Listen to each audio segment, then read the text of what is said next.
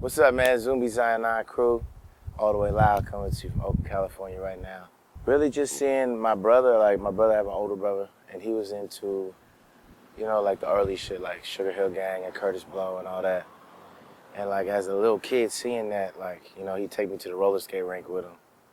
And they'd be jamming Nucleus Jam on it and the Message and all that type of stuff. And everybody be roller skating, popping while they roller skate. And I just thought that was the shit to me. You know what I'm saying? It was just, I was a little kid and I was out there roller skating, seeing it all happen. I was like, oh shit, you know what I'm saying? I felt like I was a big dude if I could do what they were doing. And kind of from that moment, on, I was just infatuated with the culture, you know what I'm saying? It was just kind of my key to adulthood or something, you know what I mean? That's the way my mind looked at it. And so I just, ever since then, man, I just always, recorded all the stuff from the radio. My brother would get vinyl, and I was just hooked from that moment, you know what I'm saying, really. My grandfather driving, I was staying with my grandparents in Philadelphia for the summertime. I was driving around Philly with my grandfather, just listening to the radio. He was really into jazz and stuff like that. And he used to let me turn the station once in a while, listen to what I was listening to. So I was listening to Power 99 or something, and the Message came on. And I was like, yeah, I like this one. I turned it up. And when the song went off, my grandfather was like, yeah, I like that song. And I was like, what? I was like, you like that? I was like, that's a trip, because you're 70 years older than me. You know what I'm saying? And you like that music that I'm feeling. And at that moment, I felt like there was something very special about hip hop, and that it could reach him and it could reach me. Such a divide in years between us, you know what I'm saying? But the music was so universal that it was affecting both of us. I thought that was dope. Just going to stuff like Rock the Bells, for instance. When we got on the stage, Zion, Grouch, and Eli, and seeing all this massive crowd, but they're all heads, you know what I mean? It's not they're not casual observers of hip hop. These are the fools that buy mixtape, or download all the mixtapes, get the album, memorize lyrics, rock the shirts, got the hat, got the, exclusive shit that didn't really come out. They got it. You know what I'm saying? It's just good to see people who really appreciate the culture still.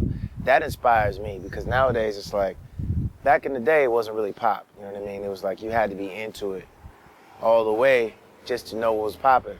Nowadays it's very a casual observer. It's pop culture. A casual dude knows all this stuff about hip hop. And it's yeah, I like that. But it's but you're not really into it. So going to Rock the Bells and seeing heads that were actually love the music, know the lyrics, it's good to see that for me, man. Have doing this shit for so long, seeing a couple thousand kids knowing the words, all the lyrics, not just the hook, words. That shit makes me feel good, man. Just about what we do. I feel I bridge worlds. I can do a reggae track, I could do a drum and bass track, I could do boom bap, I could do some slump 808 style. You know what I'm saying? I could do all these different styles of rhyming. And I think the thing that underlies what I bring to the table is that everything I do is kind of based on my spiritual principles, you know what I'm saying? Everything isn't so deep, but I kind of base what I do on, how I want to see my life and how I would like to see the world, you know what I mean? I don't get so much into I'm mad as fuck, I'm gonna tell you why I'm mad, fuck you. That's not my thing at all. I might be mad, but I'm gonna express it in a different way than that, you know what I'm saying? I'm gonna try to be a little more intentional about what I put out into the world. So I think those two things, my diversity, my intentionality, make my shit different than other people's. Even when we came out, we came out at a great time and for underground hip hop, around 99, 2000 when we started out, first album. But even then, we were kind of outsiders, because we, I said, we had drum and bass on our first record. Cats were what is this bullshit? This is in the heyday of, Premier chop beats and Pete Rock style beat production. We had drum and bass on our record. Fools were what the hell is that? You know what I'm saying? But doing that, it's we had fans that were kind of outside the box, because it was a little different. It had these elements, but it had this element too. So I feel we've always been kind of the kids who didn't fit in, you know what I'm saying? We don't even fit in with the underground is a section of hip hop that's not supposed to fit in with commercial. But we kind of don't even fit in there, because we do songs with Too Short, and then cats say, oh, you're too commercial, you're too hyphy, you know what I'm saying? The thing we've overcome is the limitation that people put on music, I feel. Because we kind of do whatever we want. We don't really care what people say, as long as it's dope. Our main barometer is if the music sounds good.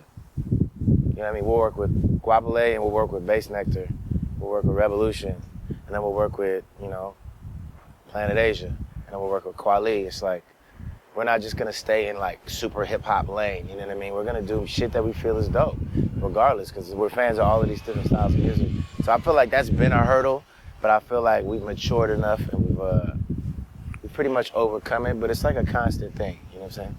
I feel like I would like to be remembered as an innovator and a visionary, man. Like, hopefully, like, the vision I have of the culture and art and helping people in the world is something that more people will gravitate towards in the future.